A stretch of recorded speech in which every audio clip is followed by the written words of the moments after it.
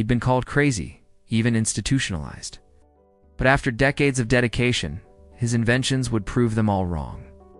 It wasn't unusual for students to leave pizza boxes or crumpled papers lying around. So when Ms. Thompson found a pile of trash near the library, she didn't think much of it. Then she saw what was written on the paper cup. Amidst the chaos, a lone figure moved, Raymond Clark, still the janitor. Decades had etched lines on his face, silvering his beard. But his eyes, they still held the same spark. One day, a new student, Ethan Hayes, joined Jefferson High. She spoke with the school board, suggesting an after-school astronomy club. Initially met with skepticism, her passion for the project eventually won them over. Soon, an old storage room was transformed into a makeshift observatory, complete with donated telescopes. The first meeting was modest, just Ethan and a handful of other curious students. But Mr. Clark's enthusiasm was infectious. Under his guidance, they explored the night sky, identifying constellations, and learning about celestial wonders. Word spread, and soon the club had dozens of members. Every evening, the school buzzed with activity as students rushed to the observatory, eager to peer into the vastness of space. He was different, quiet, often lost in thought. He credited Mr. Clark as his inspiration, his gruff exterior hiding a heart of gold. The door opened and in walked Mr. Clark, his eyes filled with an urgency she'd rarely seen.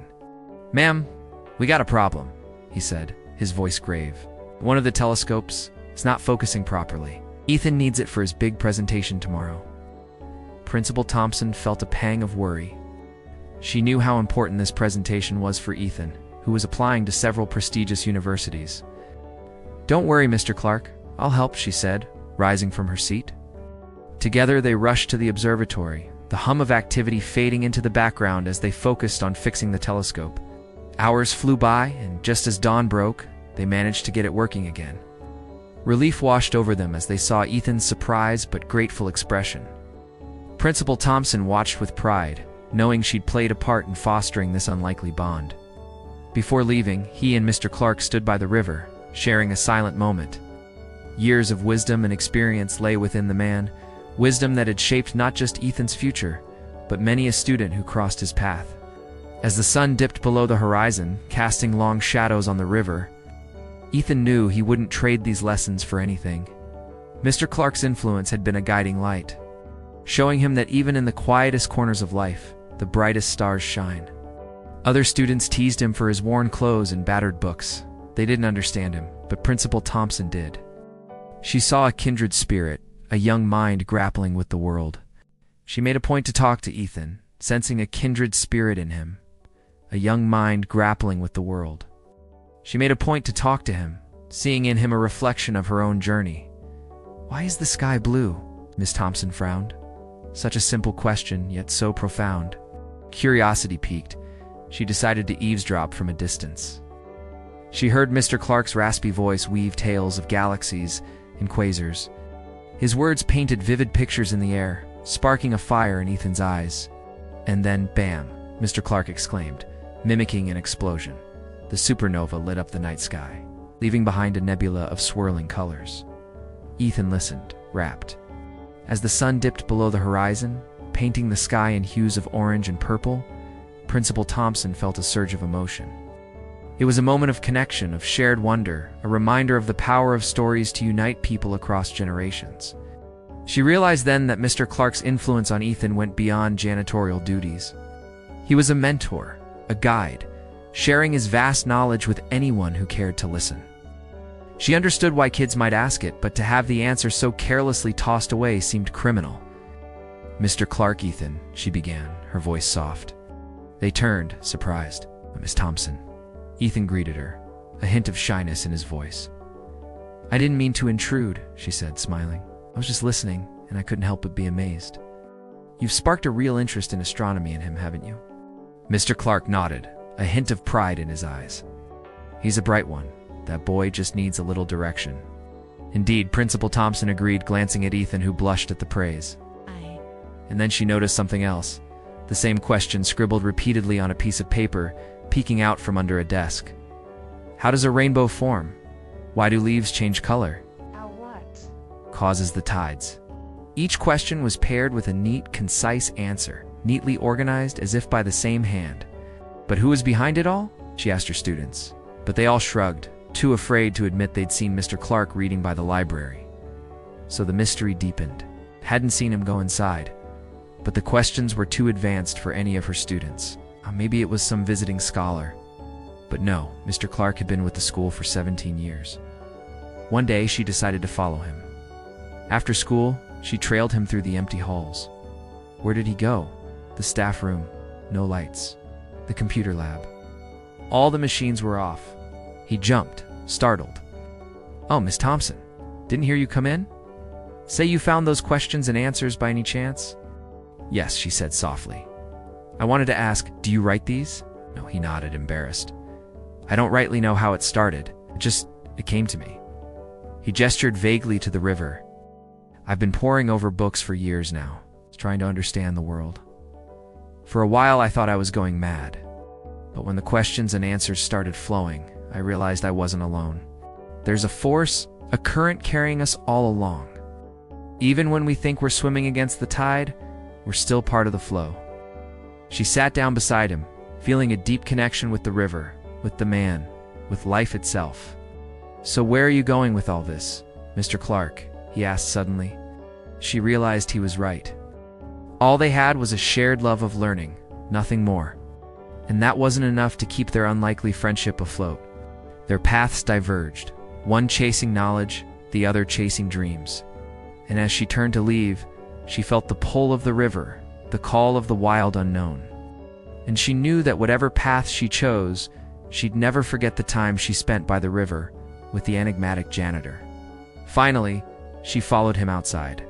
"Where are you going, Mr. Clark?" she asked. He turned, startled. "Oh, Miss Thompson, just to the river. Been going there every day since I was knee-high to a grasshopper." He walked on.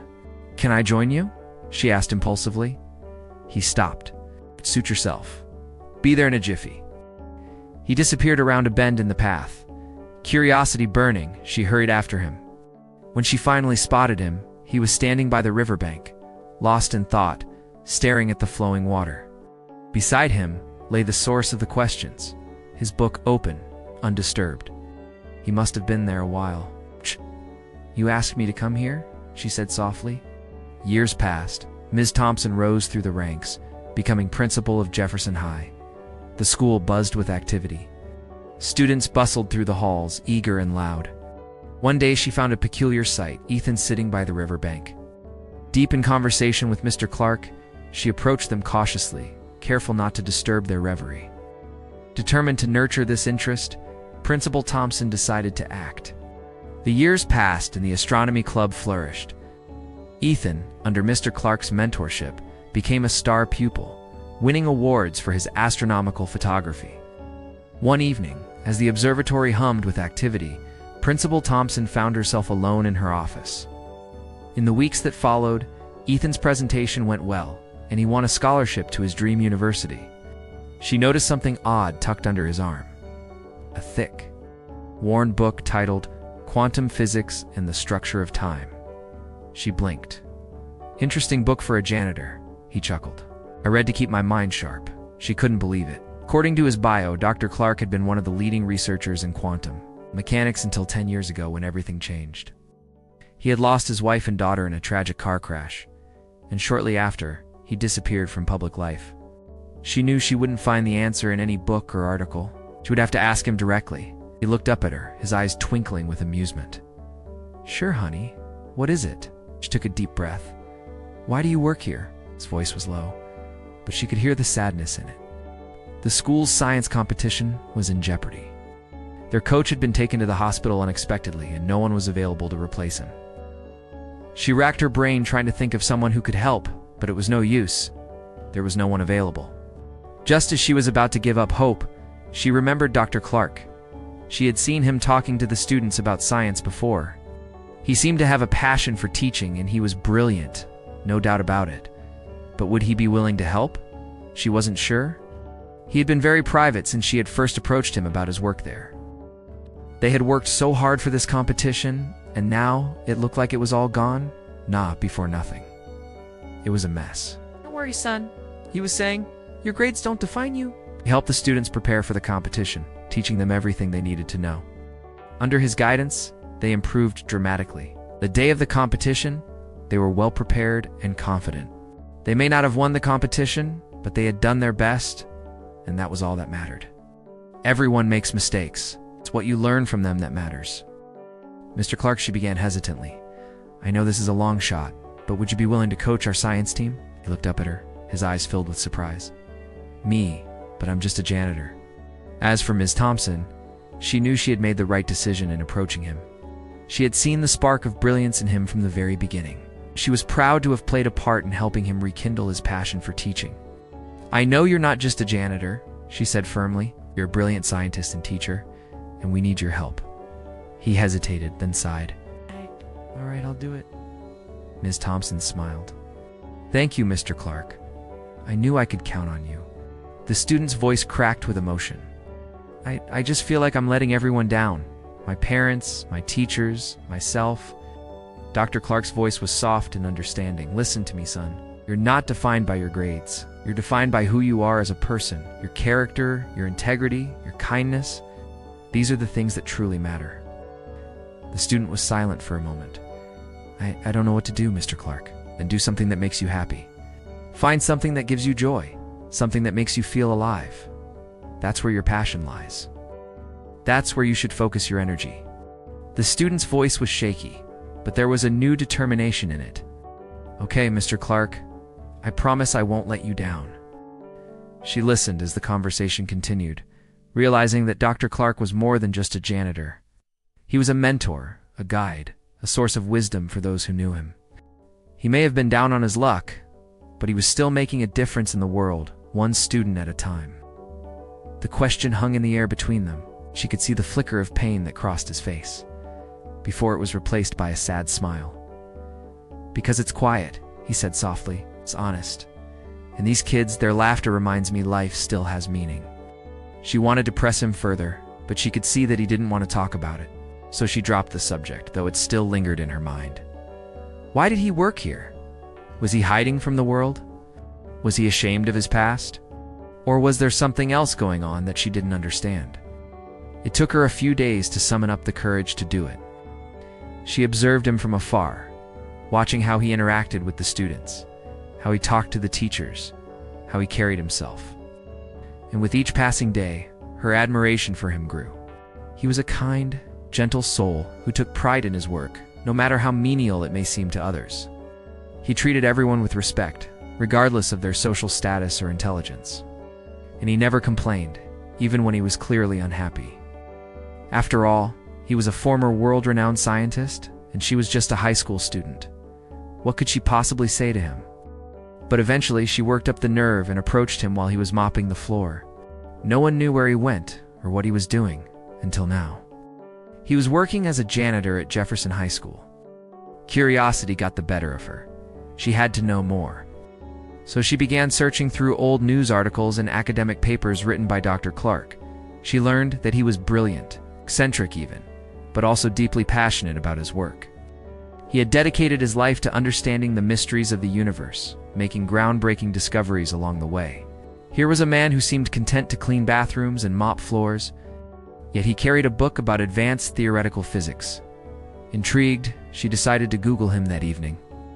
But when she saw his name and face pop up on the screen, her jaw dropped.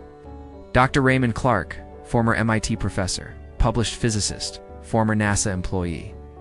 It all made sense now. The expensive clothes he wore under his uniform, the way he carried himself, his gentle manners. He wasn't just a janitor. He was a highly educated, intelligent man. And for a moment, she felt a pang of pity for whoever had hired him. Clearly, they had no idea who they had on their hands. But then she read further, and her eyes widened in surprise. At the same time, she discovered another side to him, a man devastated by the loss of his family, unable to cope with his grief, so he withdrew from the world. It was a sad story, but she couldn't help but feel a sense of admiration for him. Despite his intelligence, he hadn't let his grief consume him. Instead, he channeled it into his work, pouring all his energy into solving the world's most complex problems. It was inspiring to say the least. But it also raised a question in her mind. Why was he working as a janitor? what had driven him to this point in his life. "Hi, Mr. Clark," she said hesitantly. I just wanted to talk to you for a second." For the next few weeks, she tried to focus on her studies, but she couldn't help thinking about Dr. Clark and his cryptic answer. One day, while she was walking past the janitor's closet, she heard him talking to one of the students. A few months passed, then one day the unthinkable happened. As the vice principal, Ms. Thompson felt responsible for finding a solution. She found him in the teacher's lounge drinking coffee. It turned out that Dr. Clark was an excellent coach. He was patient, encouraging, and knowledgeable. Dr. Clark was a hero. The students and staff alike cheered for him, thanking him for his help. He gave a small smile, because it's quiet, honest. And these kids, their laughter reminds me, life still has meaning. She didn't tell anyone what she knew. "This has to be a joke," one whispered. But Mr. Clark picked up a marker and began to speak. In 5 minutes, the room went silent. By the end of the hour, he had the students explaining quantum mechanics to each other with excitement in their eyes. For 2 weeks, he trained them after school. On competition day, Jefferson High shocked everyone. They won first place against elite schools from across the state. He loved working with these kids. Their enthusiasm for science was infectious, and their dedication inspiring. Sure, they sometimes got carried away and the lab could get messy, but that was all part of the fun.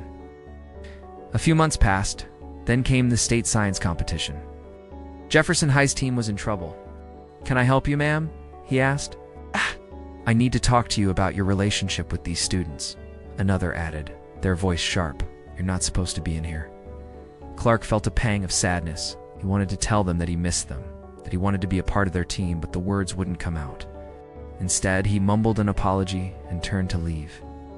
As he entered, he saw the students taking their seats. They looked up as he entered, and their faces lit up. One of them waved, and Clark couldn't help smiling back. Despite everything, they still had a place for him in their hearts. "I just wanted to say congratulations," he said quietly. "Thank you, Mr. Clark," one of the students replied. "We couldn't have done it without you," another added.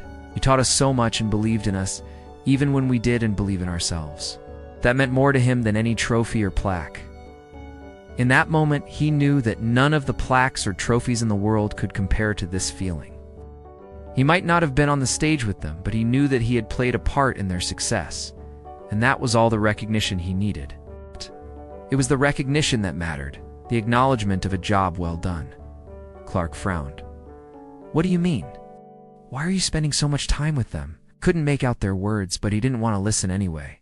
He felt their disappointment like a physical blow. He had never wanted anything more than to be accepted by those kids. He had poured his heart and soul into coaching them, and this was how they repaid him. "Do you realize that's my job?" she snapped. He watched as the students put the finishing touches on their project, their faces filled with pride and anticipation. He knew they were going to do well, but he couldn't shake off the feeling that something was missing, like a piece of his own heart. But Jefferson High's team stood out. Their project was innovative and well executed, and they answered the judges' questions with ease. Clark watched proudly from the audience as they took the stage to receive their award. First place, national champions. "I'm sorry," he whispered, taken aback by her outburst. "It just seems like you're trying to take over my role here. I don't like it." Their coach was hospitalized, and no one else was qualified to help. He was happy for the students, truly, but he couldn't shake off the feeling that he had played a part in their success. He had coached them, guided them, and believed in them when no one else did. And now, they were celebrating their achievements without him. With a sigh, he stepped back, giving her space. He watched as the students prepared for the national science competition, their energy and determination unwavering. He wanted to be a part of it, to help them succeed, but he knew Thompson would never allow it. All he could do was watch from afar, his heart heavy with longing. "I'll leave you to it then," he murmured, trying to keep his voice steady. He hesitated, his hand hovering over the door handle. Should he peek in, see what they were up to? He pushed the door open and froze. There they were, the students huddled around a table, their faces grim. They looked up as he entered, their expressions a mixture of surprise and disappointment. He didn't want her to see how hurt he was. He turned to leave when Thompson spoke again. "And don't bother showing up to the lab tomorrow. You're not needed." His heart sank. Is this what it was like to be treated like a disposable janitor? He'd never understood until now. In the middle of the crisis, Miss Thompson stepped forward. "I know someone who can coach them." The principal raised an eyebrow. "Who?" She smiled mysteriously. "Mr. Clark." Laughter echoed through the staff room. "The janitor? Seriously?" "Trust me," she said. Mr. Clark was hesitant at first, but agreed. When he entered the science lab, students smirked. A round of applause filled the auditorium as Mr. Clark walked towards the stage to receive his plaque. He couldn't help but smile. This wasn't the first time he'd been recognized for his work with the science club. Last year, they'd placed second in the state competition, which had been a surprise. They crowded around him, their faces filled with excitement. "You were amazing today," one of the students exclaimed, adjusting his glasses. "Yeah, we wouldn't have one without you," another added. Clark chuckled, ruffling the boy's hair. "You were the ones who did all the work. I just helped guide you." "But you're the best guide ever," a girl chimed in. "We're so glad you're our faculty sponsor."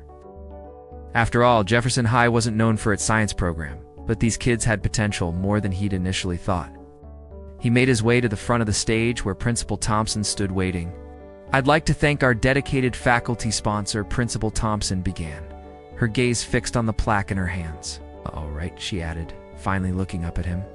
"Thank you for your service." Her voice lacked sincerity. Clark nodded awkwardly. He knew that look. Thompson had always seen him as just a janitor, nothing more. After the ceremony, he returned to the science lab where the students were waiting.